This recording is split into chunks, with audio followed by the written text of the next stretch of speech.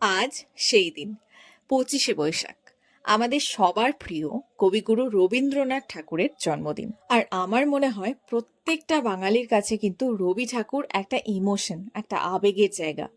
তার লেখা যে কোনো কবিতা, গান, গদ্য, পদ্য বা উপন্যাস, আমরা কিন্তু এই প্রত্যেকটা বিষয়ের সঙ্গে বিশেষভাবে পরিচিত আমাদের ছোটবেলা থেকেই। আবার কোনো কোনো বাঙালি ঘরে তো ব্রহ্মা বিষ্ণু মহেশ্বরও এত পূজিত হন না যতটা রবি ঠাকুর পূজিত হন। আর সত্যিই তো তাই, তিনি না থাকলে আমরা বোধহয় গীতাঞ্জলির মতন কাব্যগ্রন্থ বা ঘরে বাইরে চোখের বালি এই ধরনের উপন্যাসের সাথে কখনো পরিচিতই হতাম না। এছাড়াও আমাদের দেশ ভারতকে ট্রিবিউট জানানোর জন্য আমরা যে গানটি গাই, জনগণ মনয়োধি নায়ক জয় হে, এই জাতীয় সঙ্গীতটিও কিন্তু রবি ঠাকুরেরই রচনা।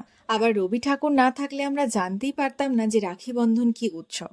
তিনি 1905 সালে বঙ্গভঙ্গের বিরুদ্ধে প্রতিবাদ করতে গিয়ে এই উৎসবের সূচনা করেছিলেন। তাই সর্বশেষে তার জন্মদিনে আমি তাকে জানাই আমার কোটি কোটি প্রণাম এবং ভালোবাসা।